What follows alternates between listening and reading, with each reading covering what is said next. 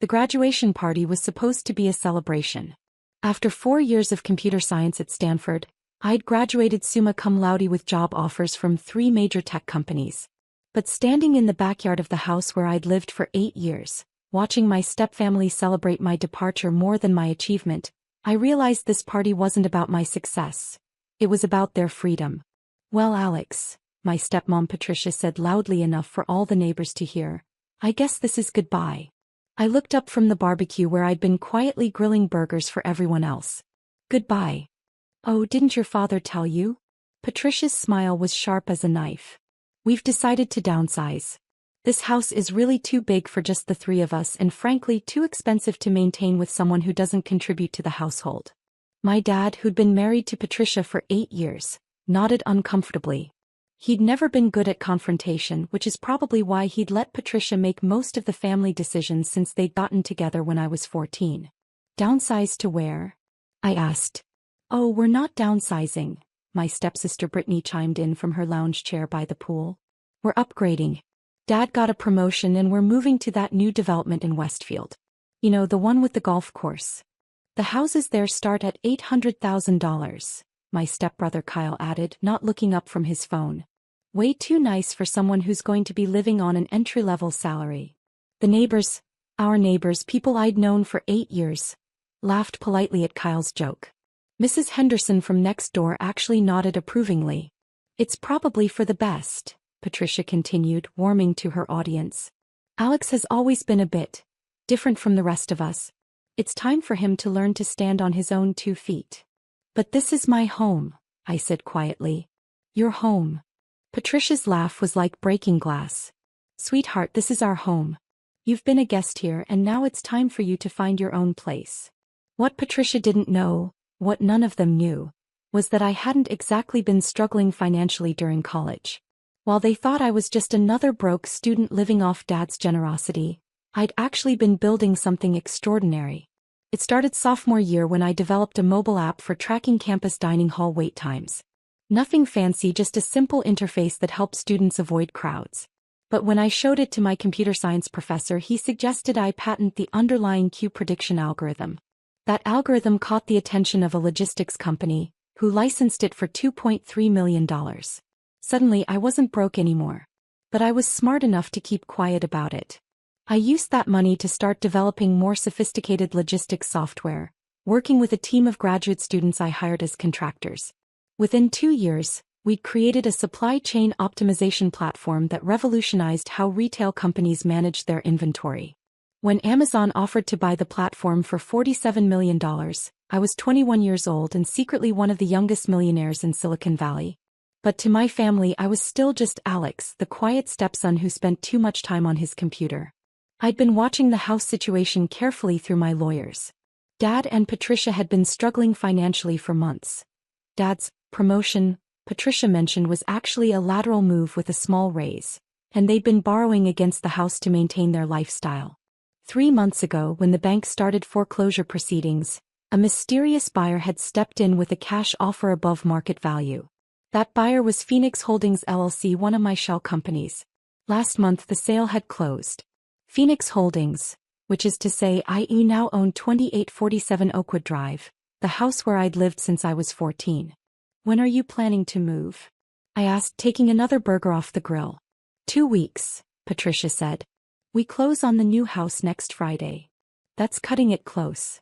"Oh, we'll be fine. The new owners are being very accommodating about timing." I smiled. "That's nice of them." "Yes, well, some people understand what it's like to deal with family transitions." Kyle stood up from his lounge chair, stretching dramatically. "I can't wait to have my own bathroom again. No more sharing with the computer nerd. And I'll finally have a walk-in closet," Brittany added. "This place is so outdated." Dad hadn't said much during this conversation, which was typical. He'd learned long ago that it was easier to let Patricia make decisions than to argue with her. But he looked uncomfortable with how public this humiliation was becoming.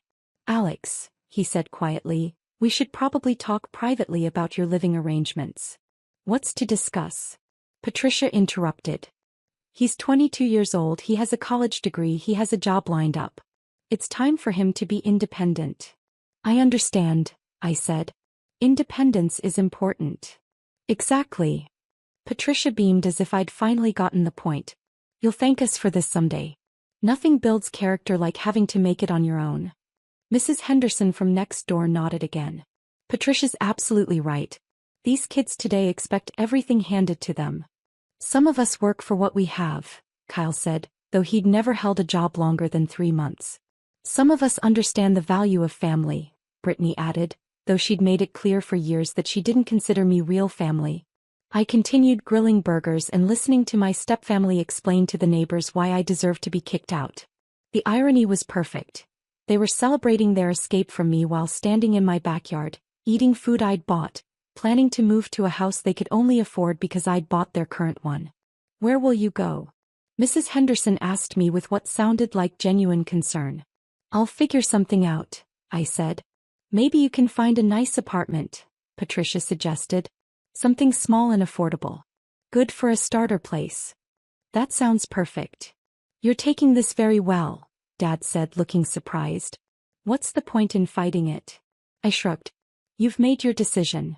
See, Patricia said to the crowd. I told you Alex was mature enough to handle this. He understands that this is what's best for everyone.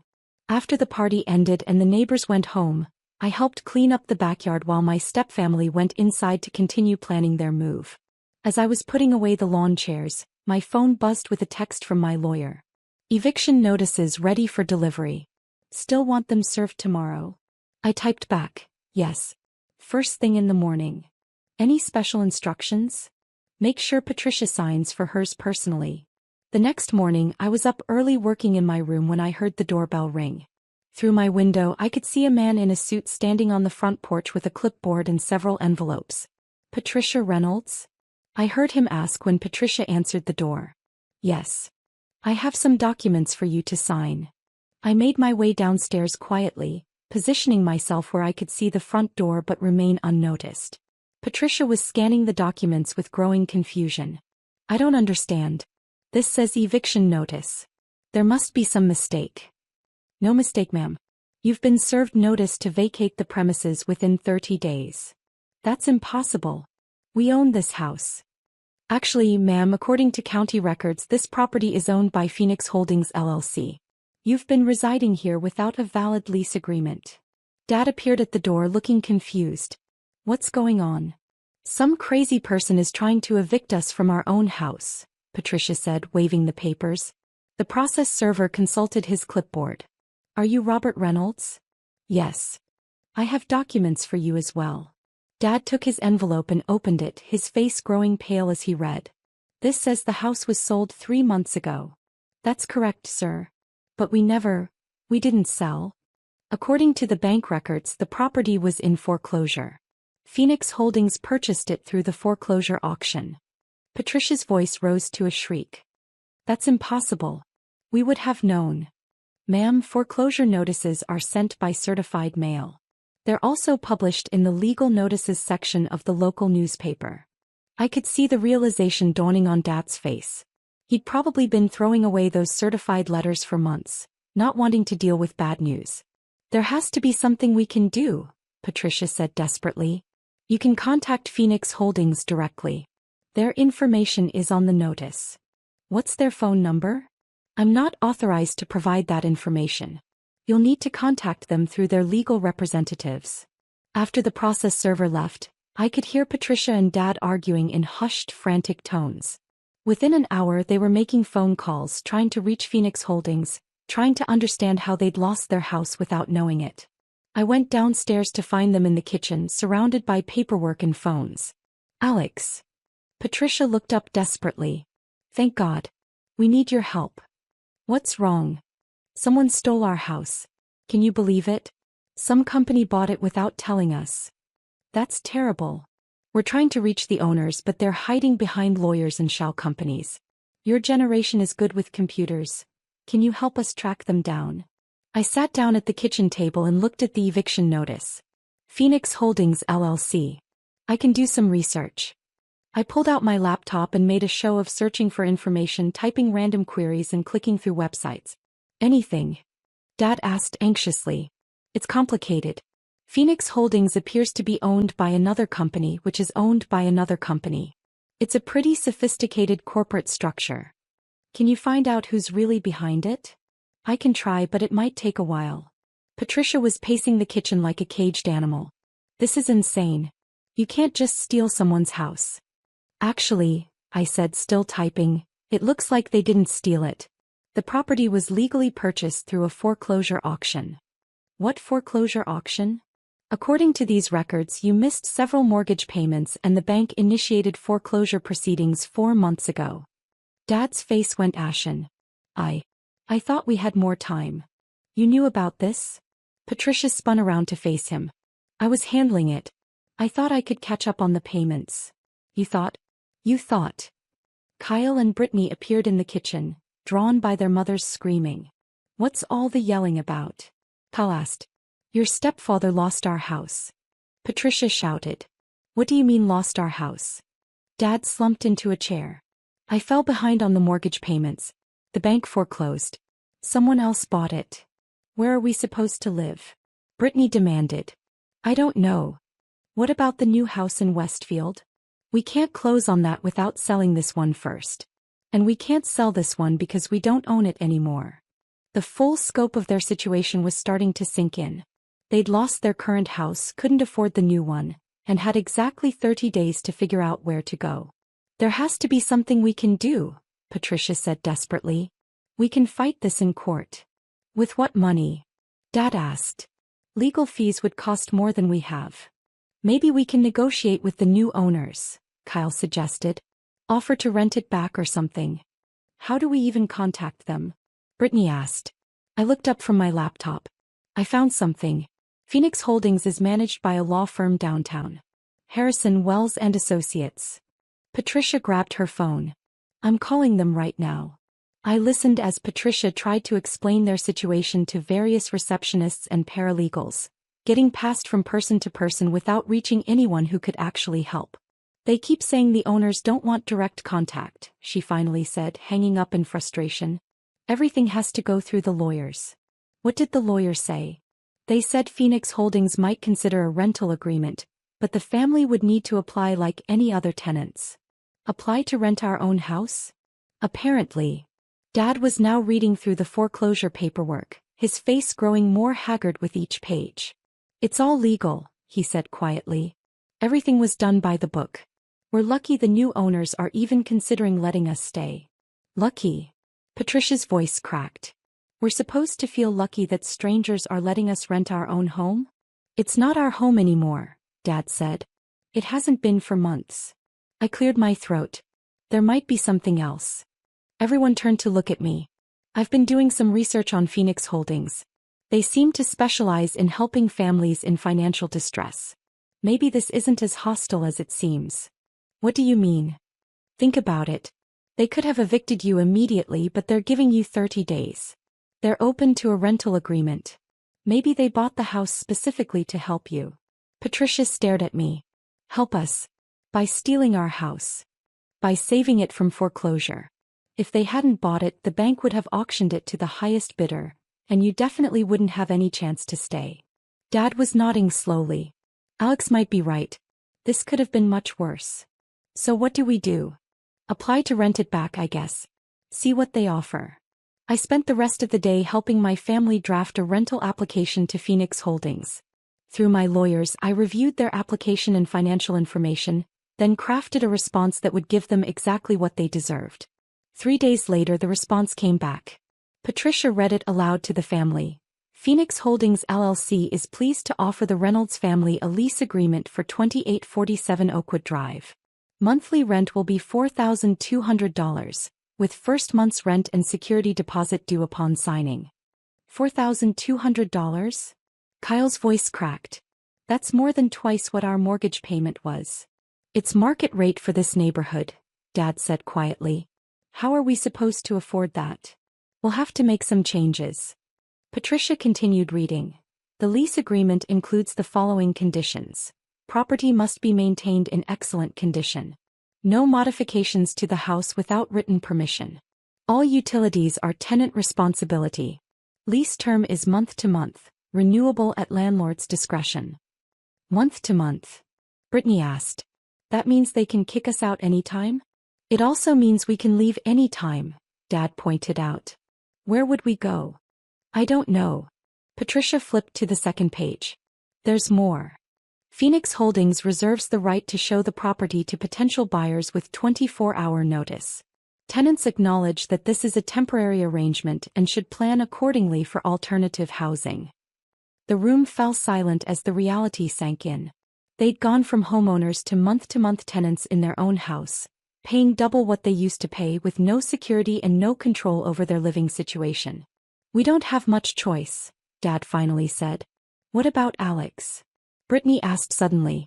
If we're paying $4,200 a month, we can't afford to support him too. All eyes turned to me. I'd been so quiet during this crisis that they'd almost forgotten I was being kicked out. Actually, I said, I have some good news about that. What kind of good news? I found an apartment. I can move out this weekend. Where? Downtown. It's a nice place and I can afford it with my new job. Patricia looked relieved. That's wonderful. Everything is working out. There is one small thing though. What? My new landlord wants references. Since I've been living here for 8 years, I was hoping you could provide a reference about what kind of tenant I am. Of course. Patricia said quickly. What do they need to know? Just the basics. That I'm clean, quiet, responsible. That I always paid my share of expenses on time. Your share of expenses? Dad looked confused. You know, rent, utilities, my portion of household costs. Alex, Dad said slowly, you never paid rent. You were family. Oh. I looked genuinely surprised. I guess my new landlord will think that's strange. Why would they think it's strange? Well, they're going to want to see a history of rental payments. They'll think it's weird that a 22-year-old has never paid rent anywhere. Patricia was starting to look uncomfortable. Can't you just explain that you were living with family? I tried that. They said family should still charge something even if it's just nominal. They're worried that someone who's never paid rent might not be responsible about monthly payments. The irony was perfect. The family that was kicking me out for not contributing to household expenses had never actually asked me to contribute to household expenses. What do you need from us? Dad asked. A letter saying that I paid $800 a month in rent for the past 4 years, and that I was always on time with payments. But that's not true, Kyle pointed out. I know. But if you don't mind writing it anyway, it would really help me out. Dad and Patricia exchanged glances. They were about to become tenants themselves, and they needed my help with computer research and paperwork. The last thing they wanted was to make me angry. Of course we can write that letter, Patricia said quickly. Thanks. I really appreciate it. What they didn't know was that my new landlord was also Phoenix Holdings LLC. The reference letter they were writing was going directly to my own company, where it would be filed away as evidence of their willingness to lie when it served their interests. I moved out that weekend telling them I was going to a downtown apartment. In reality, I moved into a penthouse in the city center that I'd bought 6 months earlier. It was a temporary arrangement while I decided what to do with the house on Oakwood Drive. Over the next few months, I watched my former family struggle with their new reality. The $4,200 monthly rent was stretching their budget to the breaking point. Dad had to take a second job driving for a rideshare company. Patricia went back to work as a retail manager. Kyle and Brittany both had to get part-time jobs to help with expenses. For the first time in their lives, they were learning what it felt like to have financial pressure, to worry about making rent, to budget for basic necessities. Through my property management company, I received regular reports on the house. They were taking excellent care of it, better care than they'd ever taken when they owned it. Knowing they could be evicted at any time had made them appreciate what they had. 6 months after I moved out, I decided it was time for the next phase of my plan. I had my lawyer send a letter to the Reynolds family.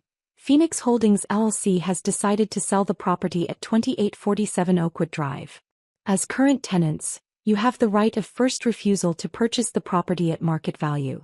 Current market value has been assessed at $895,000. Patricia called me immediately, crying. Alex, they want to sell the house. $895,000. We don't have that kind of money. That's terrible, I said. We'll have to move out. But we can't afford to buy anything else in this market. We'll have to rent some apartment somewhere. Maybe that's not such a bad thing. How can you say that? This is our home. Patricia, you told me 8 months ago that this house was too good for someone like me. Maybe it's too good for all of us. That was different. I was angry about other things. What other things? I don't know. I was stressed about money and I took it out on you. I'm sorry about that. Are you sorry or are you just in a bad situation now? Patricia was quiet for a long moment. I'm sorry. I was wrong to treat you the way I did. What way did you treat me? Like you didn't belong. Like you weren't really family. And now I realize. Now I see that you were the only one who actually acted like family. How so? You helped us through this whole crisis.